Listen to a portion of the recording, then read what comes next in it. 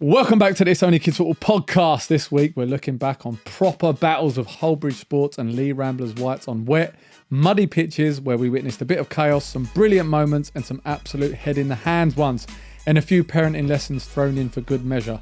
We'll break down the games and the bit afterwards where you realise maybe you didn't handle everything quite as calmly as you thought you did. Plus, why getting kids to love sport actually matters more than them being good at it. Here with me as always is the Audi Arteta, Mr. Mike Clark. Mikey Clark, what are you saying? I'm all good, mate. How are you?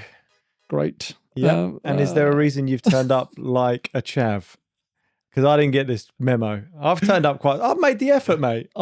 You've rolled out of bed. No, we've come back from the game, our game today, and I'm still in that headspace. Yeah. So I'm still in character. So, but before we get into the match action, we've got something even better than that for you. We want you to grab an exclusive deal from our friends at VO. We've got 2 offers for you to choose between to capture every match with automatic broadcast style AI tracking. Now, first of all, VO for us. How much have you loved it? It's the best thing that we've done. Definitely. But in terms of like all the equipment, the kits, all of the stuff that we've ended up buying, the VO has been the one. And I know that everyone wants one, right? And it's an investment, but we think it's well worth the investment. And we're not just saying that because they're a partner and we love them and they are a fantastic partner, but we wanted one of these before they were a partner. We were talking about it before they came on and partnered with us on the pod.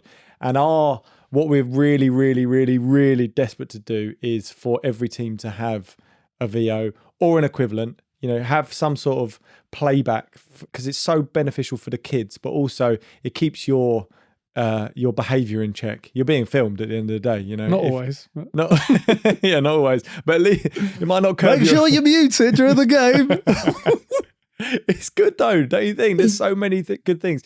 But what is amazing are the offers. We're gonna get a VO camera in everyone's hands. Absolutely. So the first one is the VO Go, which turns 3 iPhones into an AI panoramic camera system for match recording. And you can save 50% on the VO Go with our code IOKF VO Go. That's IOKF VO Go. What is it, Mike? IOKF VO Go. Even I can do that. He's got it right. It's that simple. 50%. 50% is absolutely mental. Yeah. And we know that the Leigh Ramblers Blues, they use the VO Go. Yep. And it's absolutely perfect. Yep. We've seen their footage from games that we played against them. It does just as good as job. But if you want, the big boy. There she is, behind your head.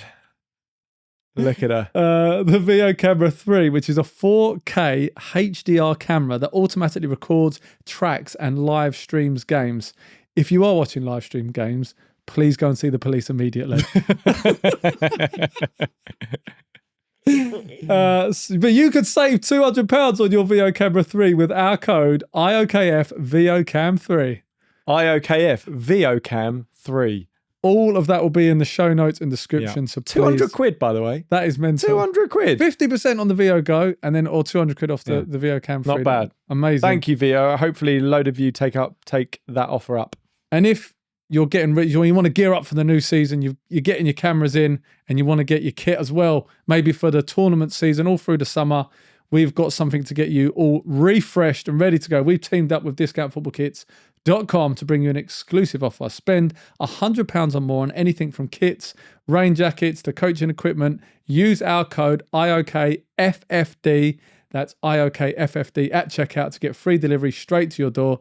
You have until midnight on March 31st to retrieve the offer, so click the link in the show notes and use the code IOKFFD to claim your savings today. Now, we didn't train today because we had a game, and then last week we had training, but we were kind of quite short on a few players, so it was a bit more of a make the most of what we had. And and by the way, that is the job of the coach, is to adapt to players aren't there. But I think rather than look back on training, what we need to talk about is what we're going to do in training. Looking forward, using the Football DNA app. I haven't had an opportunity to look through the app. I know it's got loads on defending. That is what we're going to concentrate on. From the last, we've played, we went over Leigh Ramblers Blues, but we've played Hullbridge and Leigh Ramblers Whites, and obviously we conceded a lot of goals against the Blues. Defensively, what do you think we need to work on? It's shape and concentration, really. Mainly shape, because the hardest thing for kids this age is to not ball watch.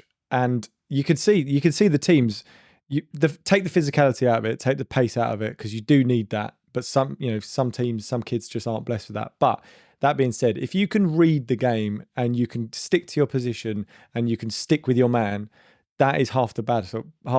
Probably more than half the battle. Just being concentrated on where the danger is going to come from.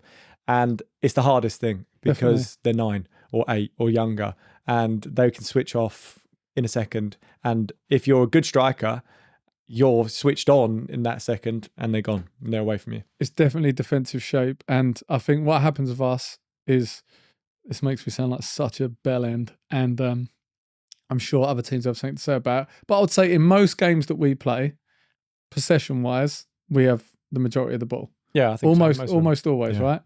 So what happens to us is we commit loads of players forward, and that's great. When we've got the ball, some of our football is fantastic, but then when we lose it, we are completely exposed at the back. Yeah. We commit too many men forward, and then because the boys are fully engaged to like, where can I show for the ball? How can I receive it? Where am I going to go once I get it? They're not paying attention to what's going on around them defensively, and then one long ball, or we lose the ball, or you're ball watching in that split second, they win the ball in midfield, one long ball, we get caught out by that basically all the time. The counter goal. Yeah.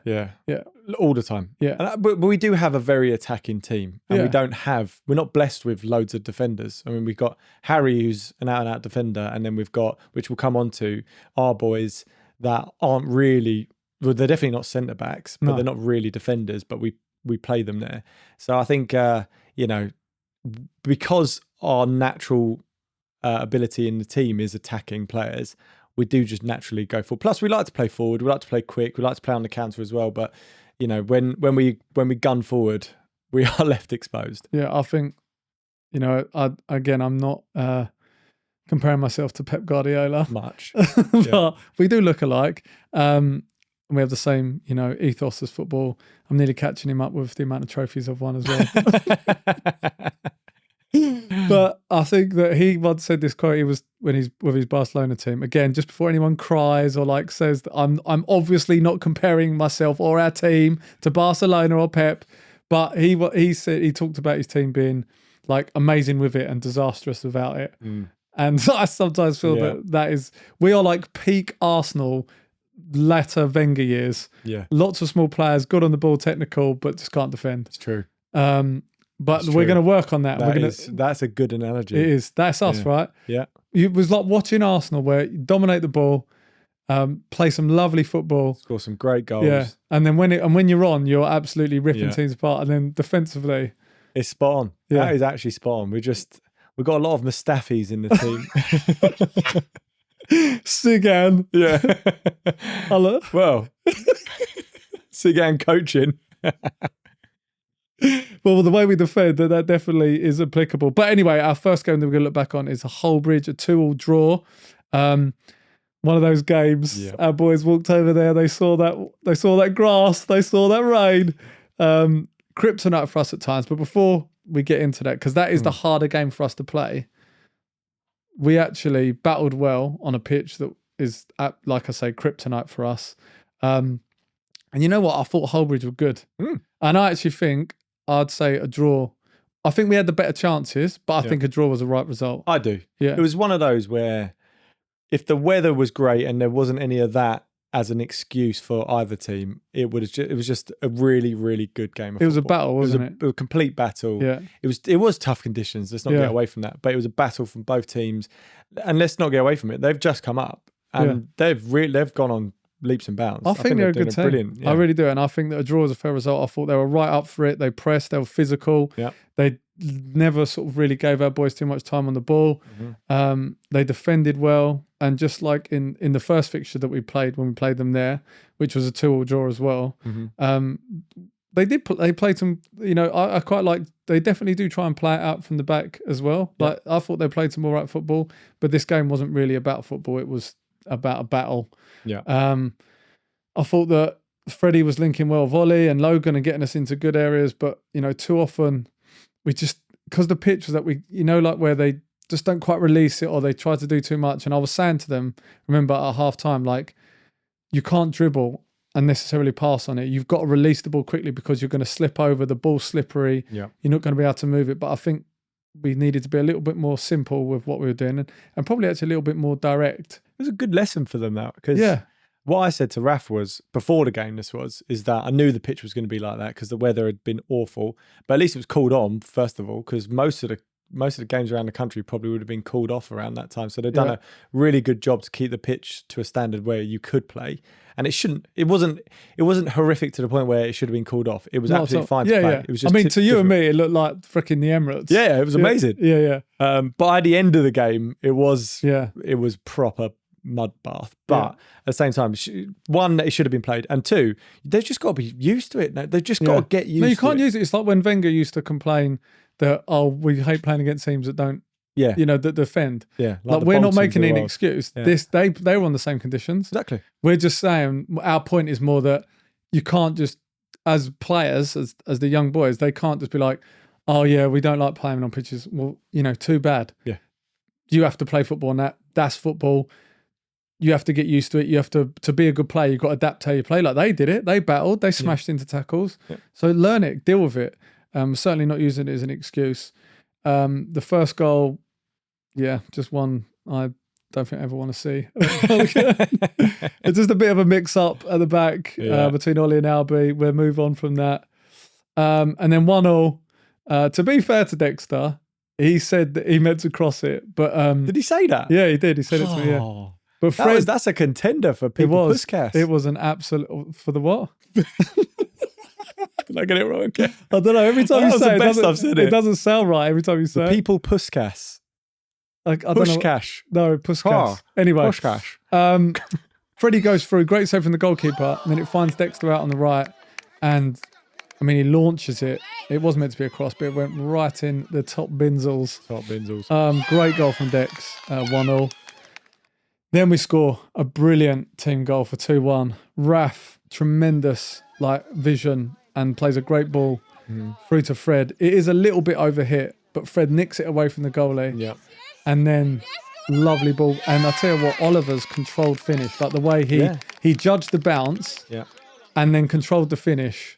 That was a great goal. It was one of those where I remember thinking at the time, as a kid, I would have skied that. Oh, 100%. The amount of chances that comes like quite. It wasn't super fast, but at the same time, it wasn't mega slow either. It came cross goal and it bounced on a bobbly pitch. Yeah, he read it and controlled it. Yeah. I would have absolutely sort of slipped over or stopped or just gone for a wallop it, and it's just So that was fantastic. And then at 2-1, we have some great chances. Their goalkeeper makes probably the best save we've seen this season. I think we've got to show it. Unbelievable save. That would have made it 3-1. I think probably put the game to bed. Yeah. The stats, we had more of the ball. Mm-hmm. We had more possession. We completed more passes. But I do think that a draw was fair and they battled well. Yeah. And then they get 2-2. Again, one of their biggest things that we did that day was how many free kicks did we give away? It was so annoying. True, we just kept. It wasn't like bad fouls. None of them were bad. But just loads of little fouls all the time, and they were all fouls. It wasn't like the ref was being picky. No. They were all fouls. It was just tripping players up, just silly fouls that we didn't need to give away. Give the free kick away. They have a shot. We switch off defensively. We're not marking at the back. I hate to say, but it was Alf and Ralph. Yeah. Alf and Ralph. The Ralphie combo. The Ralphie. Ralphie would have done unbelievable. That Wenger would have loved Ralphie. Yeah. Because he's got two players that are great on the ball, but just they don't care about defending. Ralph Mustafi. Yeah. So those two are not marking. No. And then Albie makes a save. It falls to the kid and he taps it in 2-2. And then at 3-2, I love this bit of play again from Alf. Bit of bravery on the ball. Runs with it, gets it to Dex. And I think Dex gets it to Ollie. He runs through, and this kid, Ollie shoots. Have you seen that? Yeah. That last ditch. Brilliant. Unbelievable tackle. Yeah. And then he just nicks it away as Ollie gets up to sort of tap in the rebound. Yeah. And then the goalie dives on it. There felt like there was a few of those chances. Yeah. We were just like, how has this not gone in? Yeah, we had a few of them. We should have won based on the quality of chances that we had and our possession, but a draw 100% fair because it was close. They battled well, and they got what they deserved. Yeah, and they got and they had chances as well. They did. They had chances. Absolutely, 100%. as I say, I know like we always concentrate obviously on us. Yeah. But I want to make it clear that, it wasn't one-sided. No. I think my takeaways from that is They had a penalty as well, didn't they? sorry, God. Yeah, they had a yes. penalty at the end. Yeah, so that definitely Yeah. Yeah, so again, defensive mix-up, and then the kid retrieves the ball. We should have cleared it by this point. Yeah. And then our rash tackle, penalty, kid puts it wide. He cried. I felt bad for him, man. I went straight up to him like at the full time. He's probably just thinking, I'm like, who the fuck are you? Why are you ruffling my head? Dad, this weird bloke came on. He was he grabbed me, Dad. I was crying and this man held me.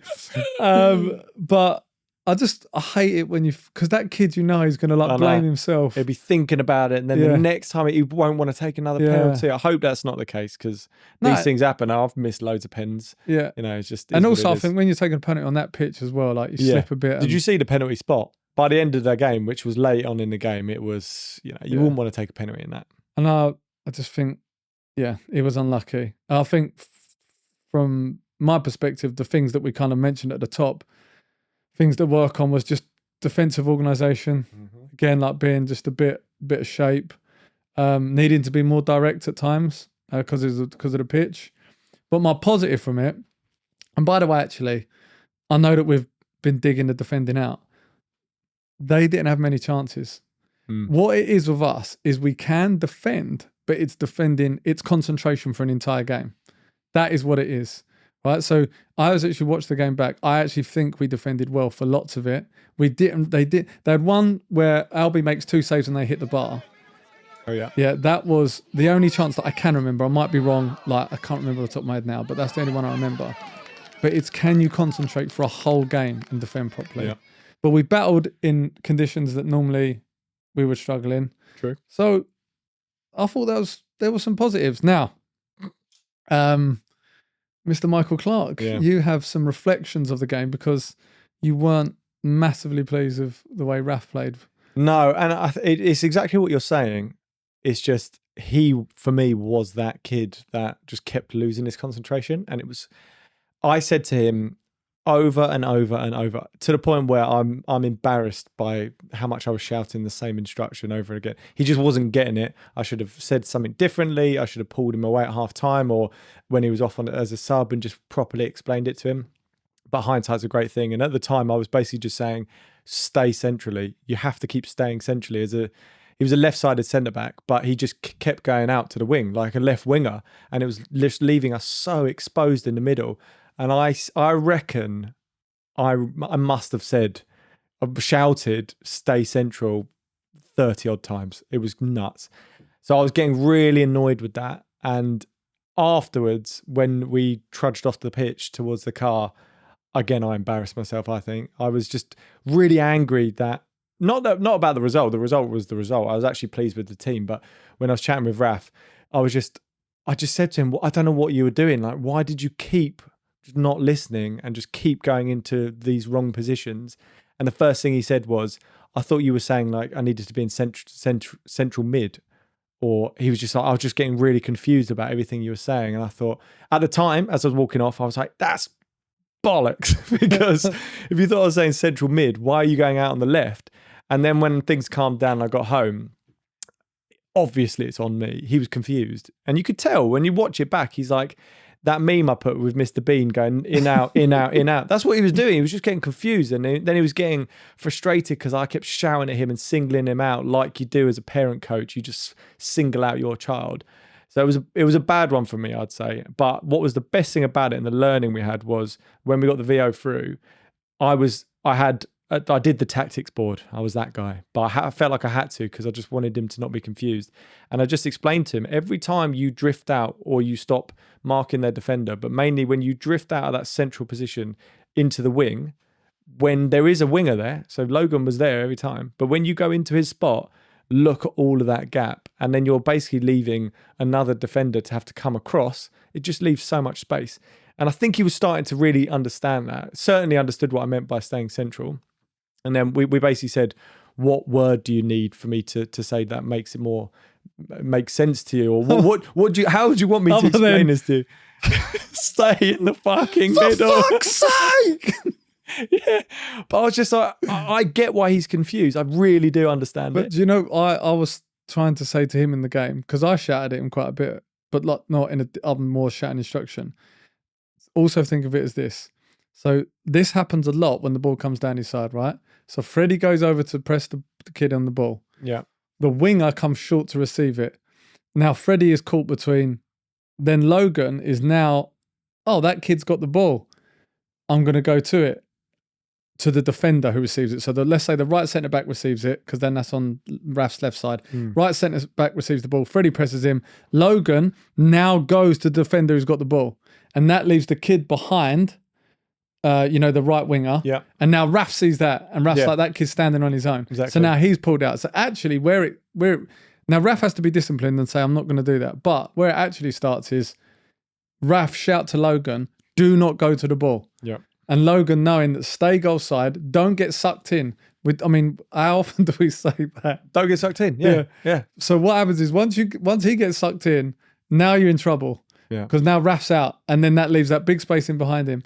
So that it's about the boys understanding that anything in football isn't necessarily about the action you take physically, but actually if you talk and communicate, the best teams like like when a weaker team plays a stronger team and they get defensive shape is about communication. Yep. Do not get pulled out. It's about discipline and it's about communication. And I think they're the things that we need to work on. And that's so hard for a 9-year-old. They're all mates. Yeah. They talk to each other all the time.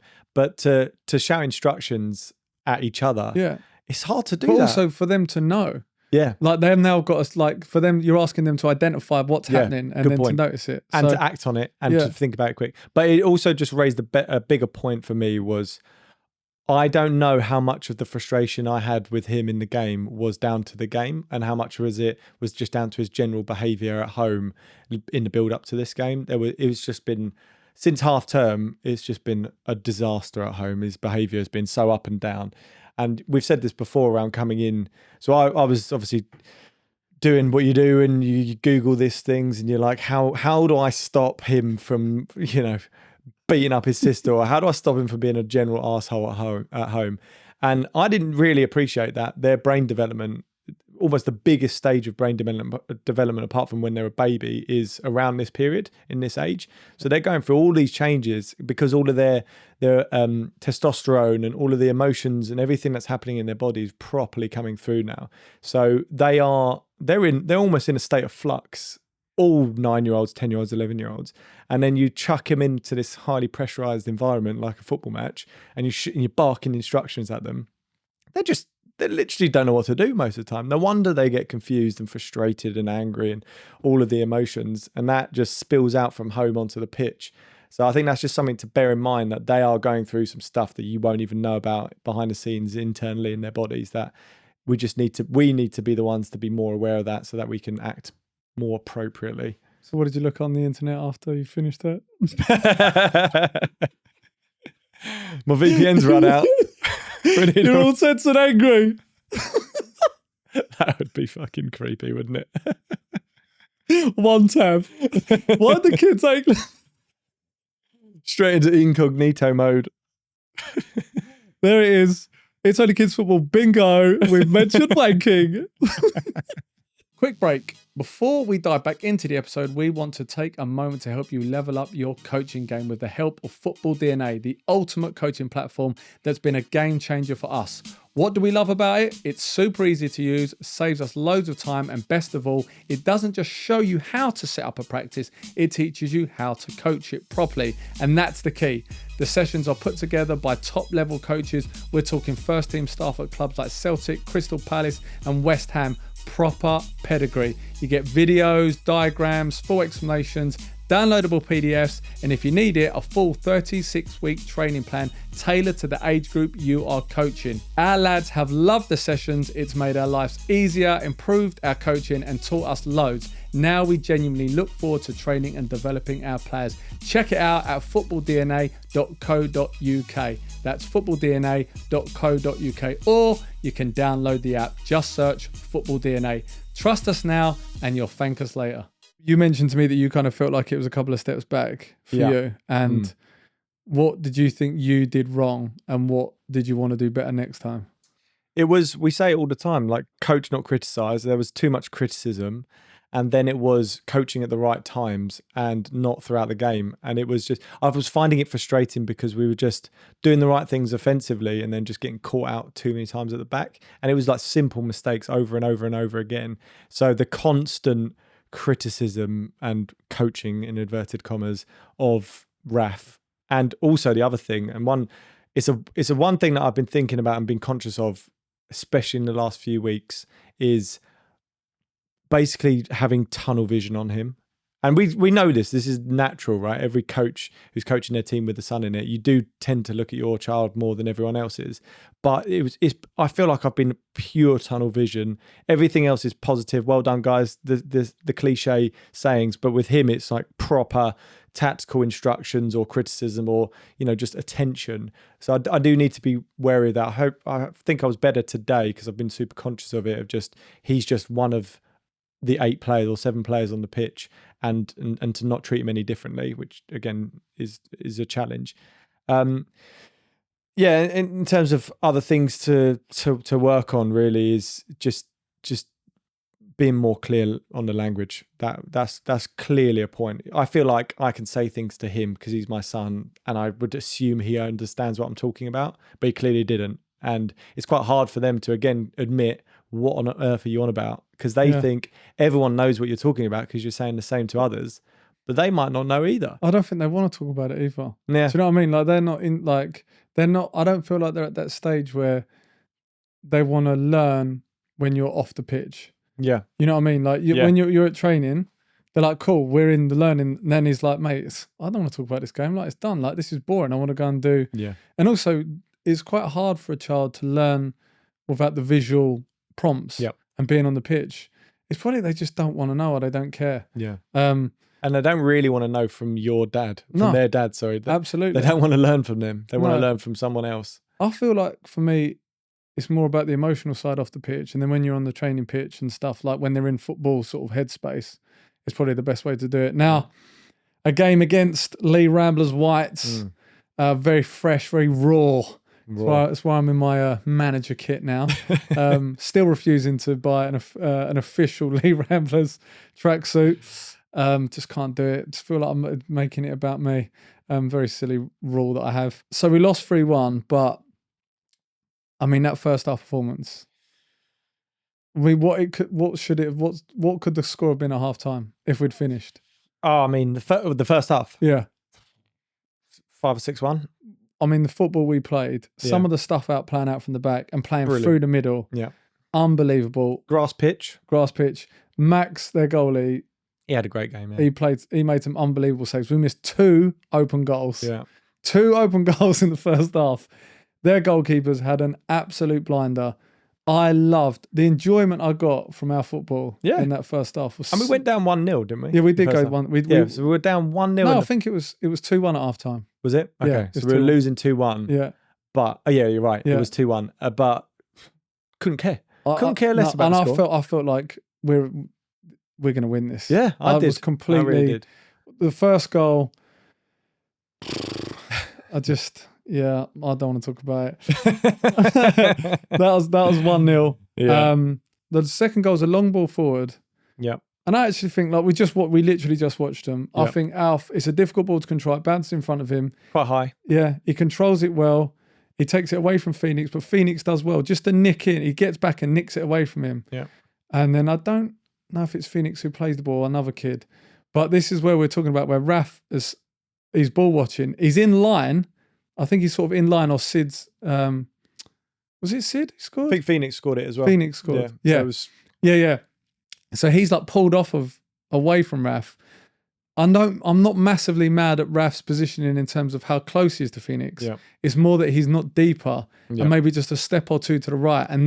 But now because he's in line with him, if Phoenix takes that ball on the back foot or he lets it run through, now Raf's got to turn his body. Just, like we've done with them defending before, where if you're square, you've now got to turn your body to run that way. But if you're side on, you're now having that movement that is seconds. Yeah. Where even the wrong positioning of your feet and your body, and then it's over. Exactly. And it's those little details. So I think we're unlucky. Alf, little bit unlucky. We're not there to the second ball. Raf could be in a bit of a better position.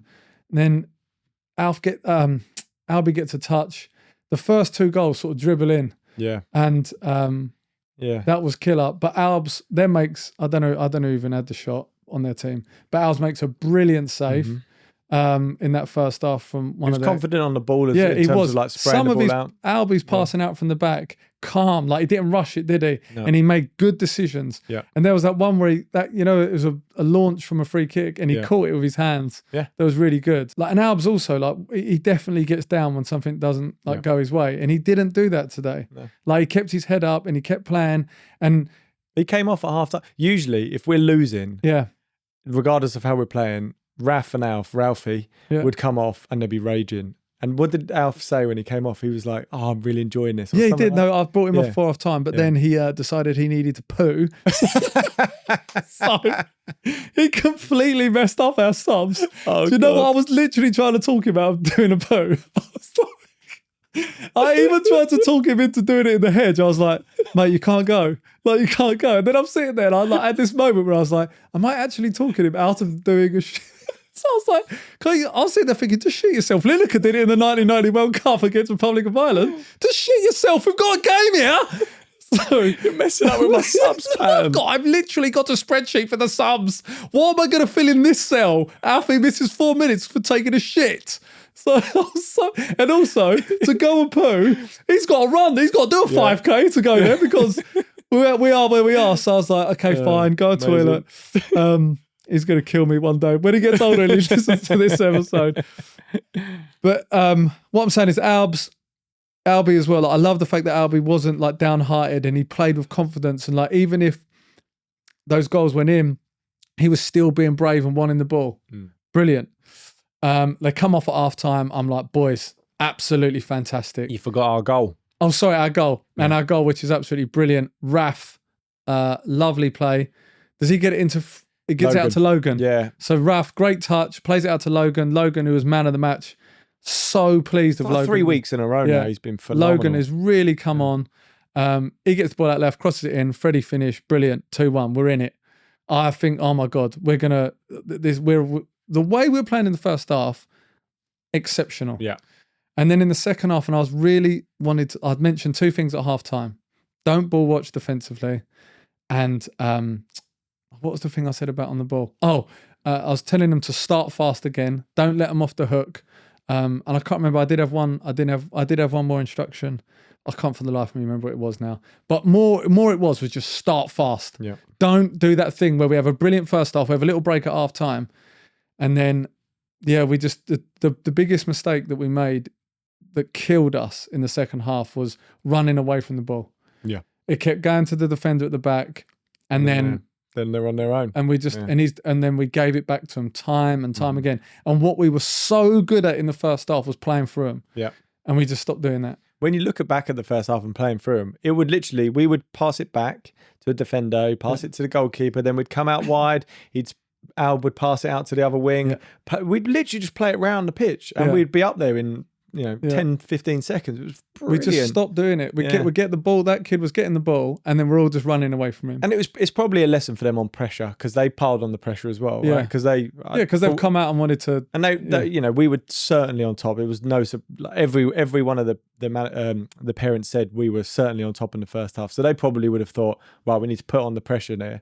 And then it's a good learning for our boys to say, the first half, as soon as you have that gap and you can have a little chat to and talking to, and then you can recoup and rethink things, they're going to come at you and it's going to change. The second half is going to be different. So it's a good learning for them to know. Second half, I tell them at half time, don't let your foot off the gas.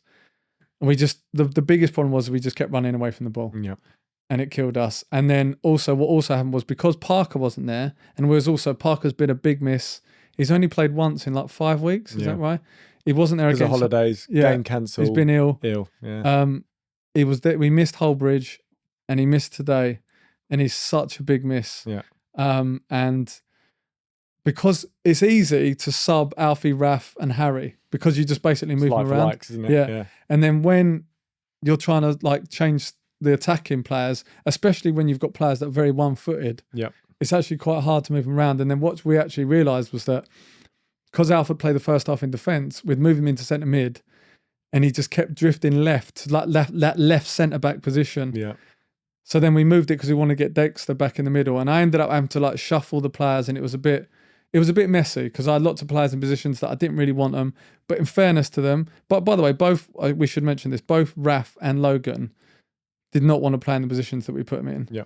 But they both, I think, bar one complaint each, they both did well. Yeah. Logan especially, and then Raf was, I said to him in the car earlier, you've got to believe, mate, because he had good moments like playing on the left, and he's just got to have that belief. I think he was just knackered. It was, and that's again, we have one sub, and knackered. they were. You could see their legs were going.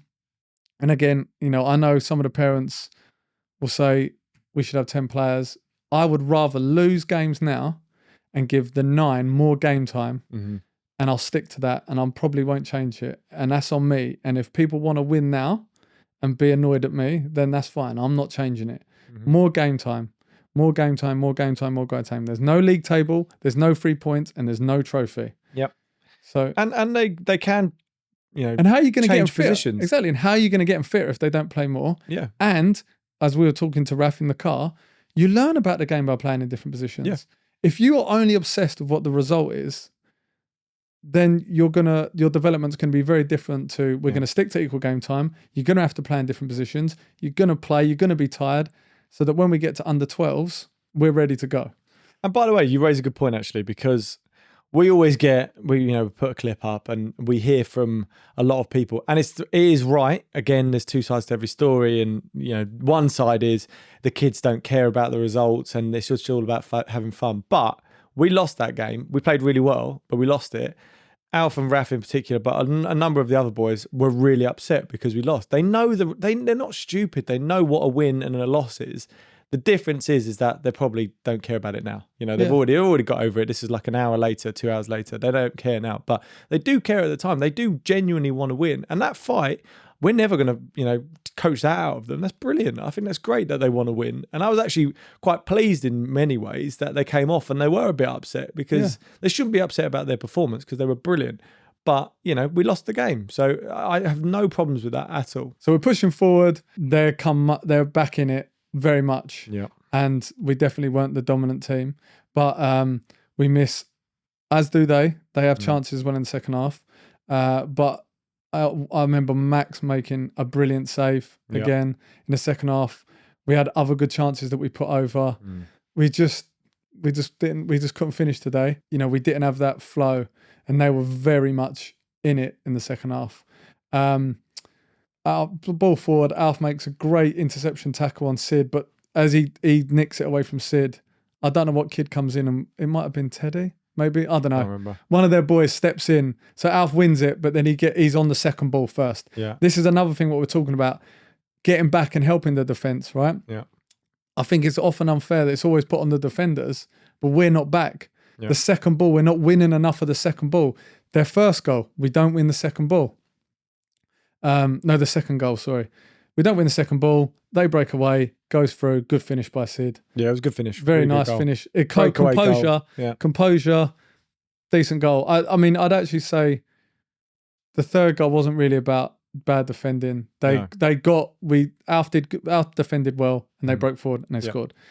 We look back on the game, we had the better chances. Their goalies played a worldie. Looking at the stats, Statman Dave. According to our VO. Yeah. Okay. Yeah, that'd be interesting to see how different because they had a VO as well. It was obviously goals 3-1. Shots very similar. Total attempts very similar. We had tons of corners. Honestly, we had 15 corners in that game, and there were really good deliveries. We just didn't make the most of them. No, it was frustrating.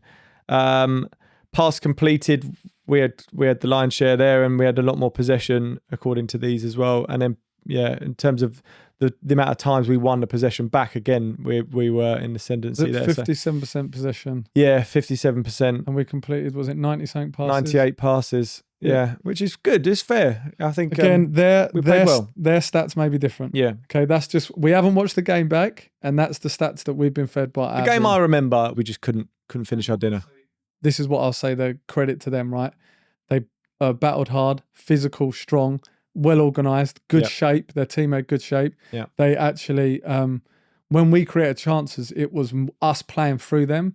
They kind of never left themselves too exposed at the back. Do you know what I mean? Like, I think they had good shape. They're well organized. That's a good point. It was more us playing well as opposed to them making mistakes. Yeah. Well, I mean, again, we say this as in because we all see the game through the prism of our team. Yeah, of course. They may see it and have a different opinion, and that's absolutely fair. But I would say the good organisation, good shape. They battled well. They worked hard, and they took their chances.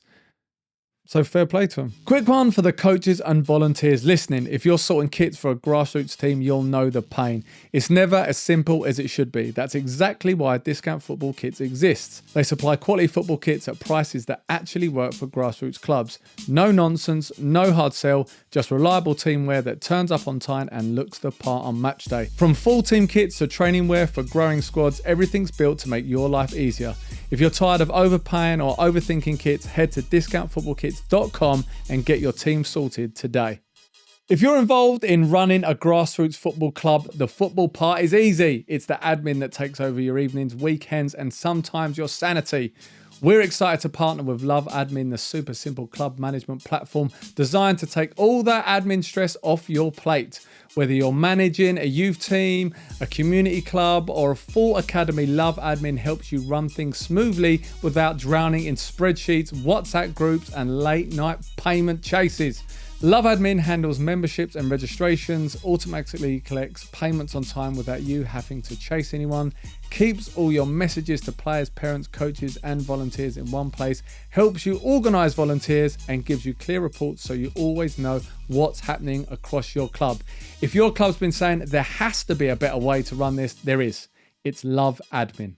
This is really pertinent. We're going to get on to listener questions and shout outs. Now, there's a podcast called Pure Athlete Inc. It's kind of similar to ours, but it's American based. And it's super serious. Of course it is. And it's like all about sort of developing athletes for, high school and college, but also American youth sport parents are pretty crazy as well. Yeah. And it's a lot about that stuff. So, but they're all gunning for like scholarships though, right? It's like exactly. It's save them 200 grand or something crazy. Yeah. We're just looking to win a 5-a-side tournament in the summer.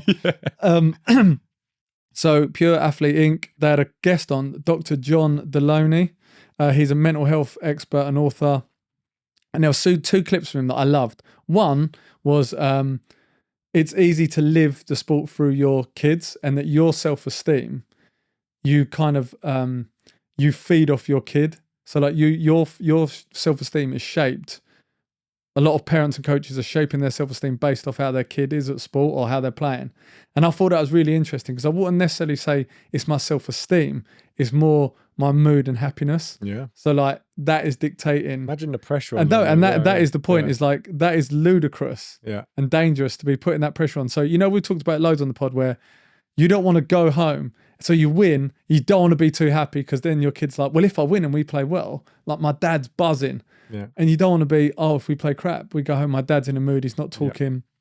So I think it's understanding, right, that you can't live your life through how your kid plays or does. And I have been terrible for that as well. Yeah, and you like take the flip reverse. You see the dads, mainly the dads, where their kids scored a hat trick and he's like gone full Conor McGregor. Yeah. Making it rain.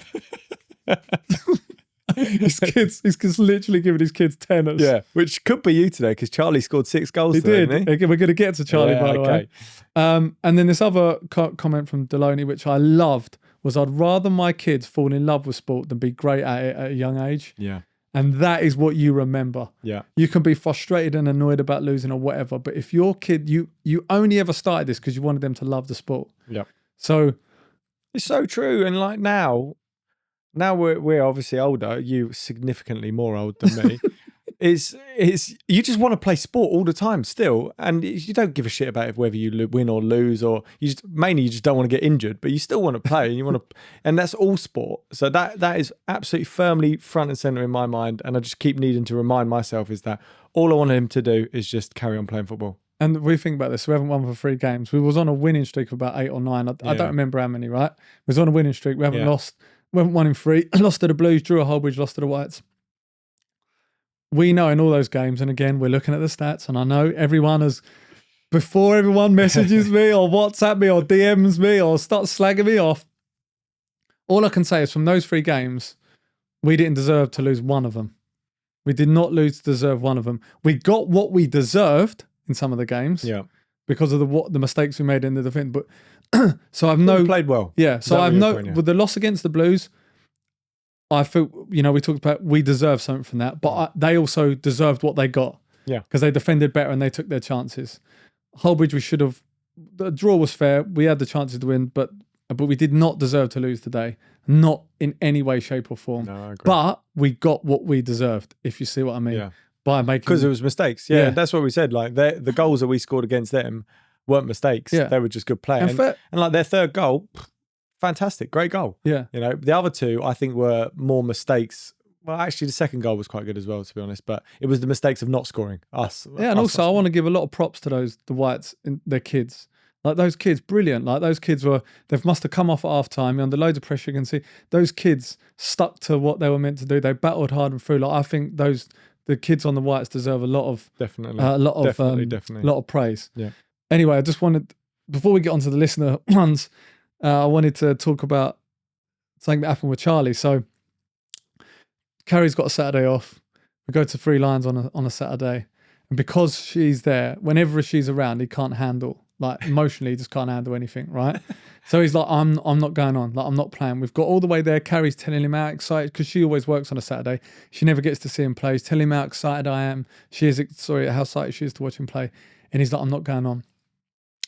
I mean, this is like full detonation anger from me because I'm like, this is unbelievable. Like, why are you doing this? Like, you come every Saturday. You've been really enjoying it. You're doing well.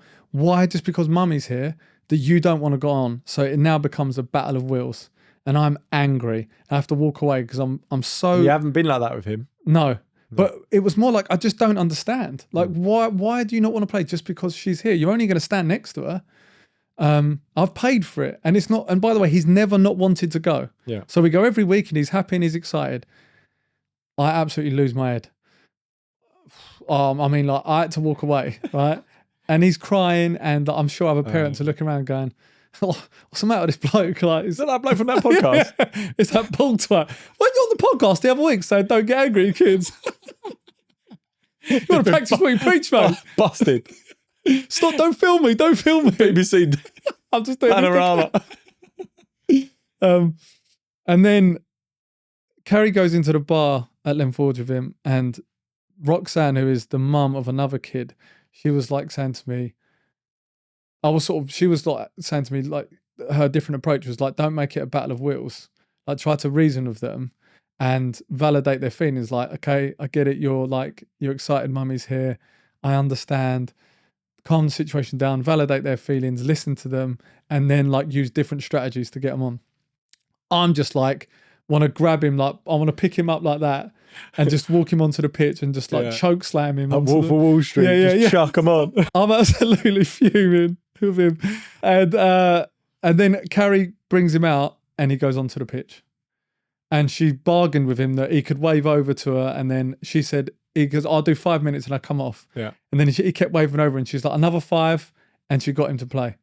And my biggest lesson was like, you can't make it a battle of wills with them. Yeah. And you've got to be understanding and like sympathize and like think about their feelings and not just go like full psycho, which is what I did. Do you know, Estelle and I have this same reflection most weeks, and it's mental that we're so simple as humans, where I know with Raf, he's exactly the same still now, in that if I'm calm and he's like messing around, if I'm calm with him and don't tell him off and shout, he'll be absolutely fine, and he reacts really well to that. If I go full double barrel at him, it's going to be a disaster, and he's never going to be able to calm down from that. And it sounds like Charlie's really similar to that. If you go at him, he's just going to shut down and get upset. Well, you have a tantrum, so they have a tantrum, and then you have a tantrum, and then everyone's having a tantrum. Yeah. And actually, Carrie is so good at staying calm and just being like, and I come out to her and I was like, it's amazing that you can do that. Yeah. Like, because I just feel rage. There's no moment where I'm like hitting the brakes and thinking, how can I get around this situation?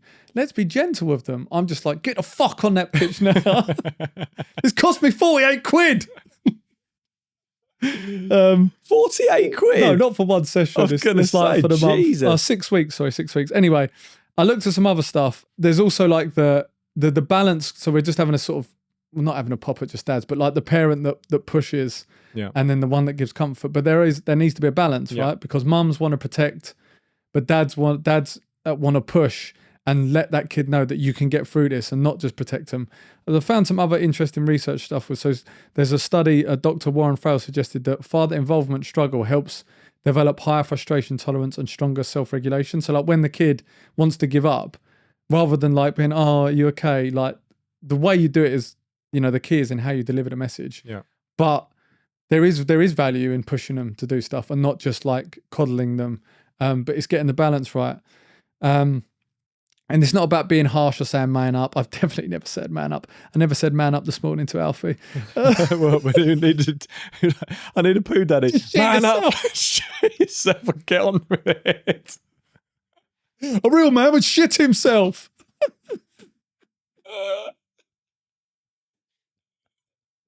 And then he shits himself. You go, what are you doing shitting He's yourself? fucking roller skating back from the You know what I've found that I've actually been helping me, and I know you're going to be like, oh, hello, Jake Humphreys from the High Performance Podcast. Here he is. Yeah, I decided to start, I call it journaling, I hate that word, but I started to write stuff down. In a little diary, like a fluffy little pink diary. Yeah. With a lock on it. I've seen it. Carrie sent me a picture. BW Hearts MC. And the truth is, I've just drawn dicks all the way through. In Superbad, where he's just got that folder of knobs. Yeah, that's my journal. Oh, my eyes are leaking. But actually, what I've realised is, like athletes talk about visualization. Actually, writing stuff down. And by the way, I think that we have not once talked about me getting angry at Alf in these 3 games. True. Right? Yeah, very true. And I think that the journaling and writing stuff down is 100% helping me. And what it does is it reminds me. So like I write stuff like down, like what I want to do, how I want to be. And then I swear to you, it sounds mad, but sometimes in those moments when I feel that anger, because I've reminded myself that morning by like there's something in writing it rather than just thinking it. It still does that. It actually makes me stop. And then also I know that if I go back to the book later that night, because you're meant to do it twice a day, and I've then got to write down like whether I've been a dick or not, I kind of get a bit sick of writing down, you were a dick again. And it has really helped me. And you know what? I got really angry yesterday with them and I hadn't done it for 2 days. I'd forgot, like you get busy and I just hadn't done it. I swear to you. Okay. I'm seeing value in it, and I know that you're sitting there and you want to. I love the idea of it. I just don't know if I'll actually do it, But I'll give it a go. I genuinely tell you what. My pledge will be the next time we're recording here will be in 2 weeks. I will do this. I'll do it every day from now until 2 weeks. And if I think it's nonsense, I will also be honest and say for me it's nonsense. But if it's beneficial, then I'm up for it. We could compare dick drawings. Yeah.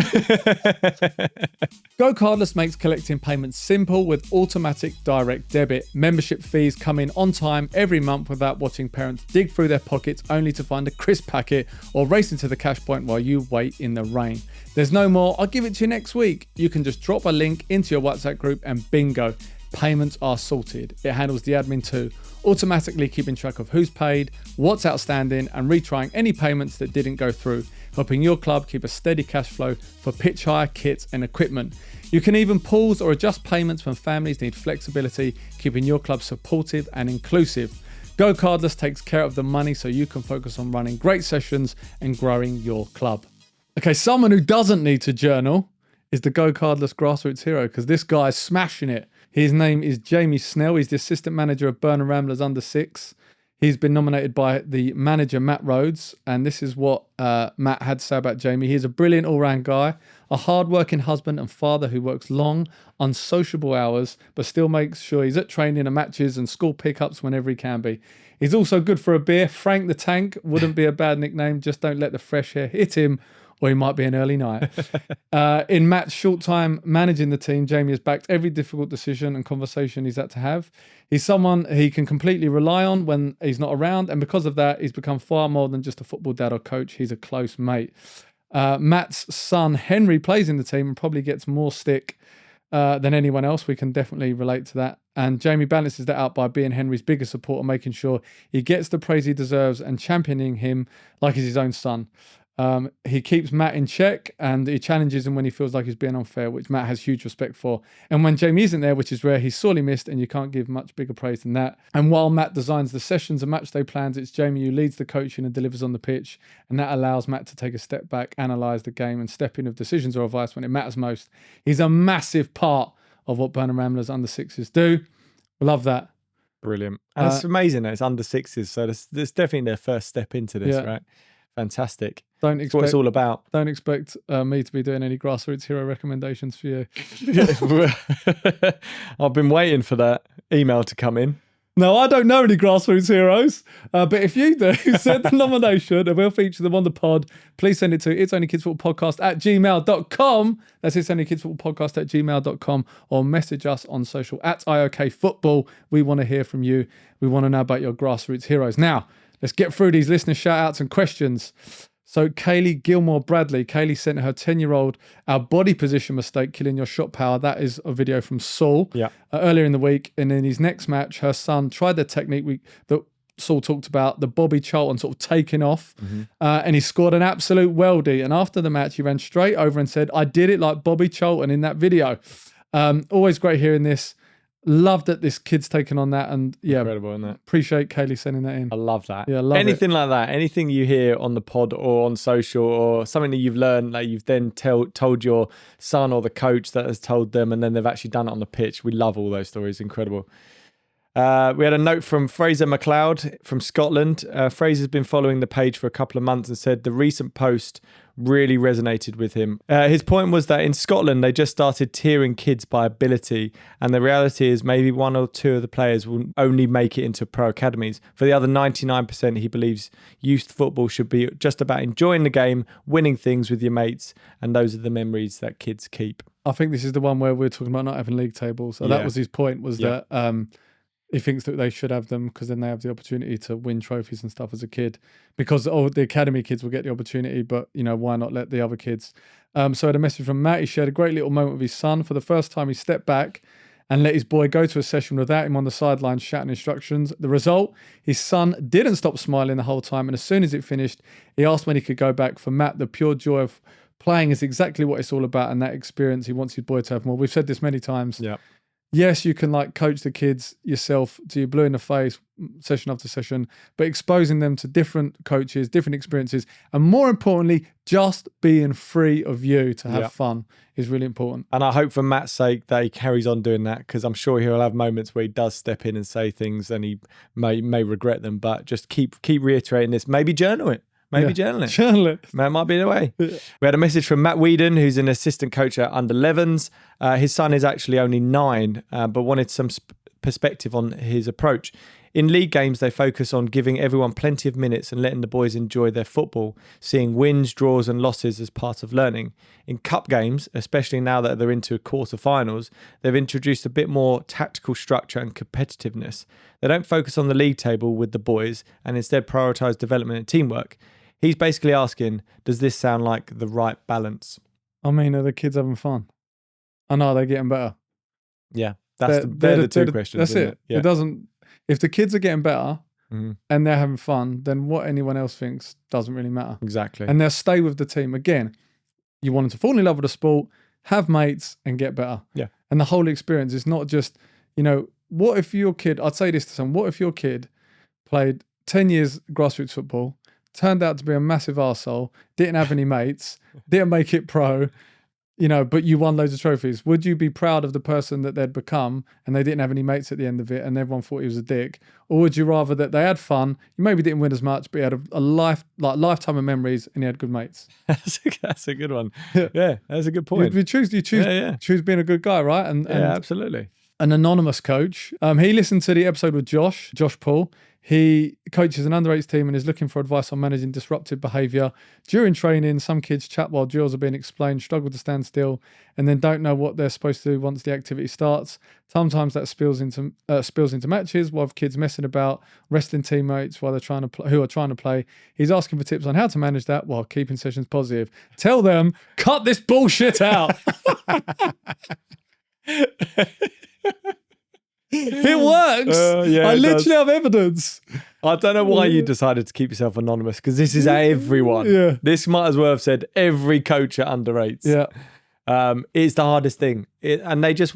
We've said it so many times. Well, there's a few things, right? One is they might not all go to the same school. And even if they do, they've just seen each other on the weekend. They just want to have fun with each other. So there's loads of tips. Basically every episode we talk about this, how to keep their attention. It's all about language. It's all about keeping the right drills fun. It's about moving them on so there's not too much dull time and you talking at them. They'll switch off and they will mess around a lot.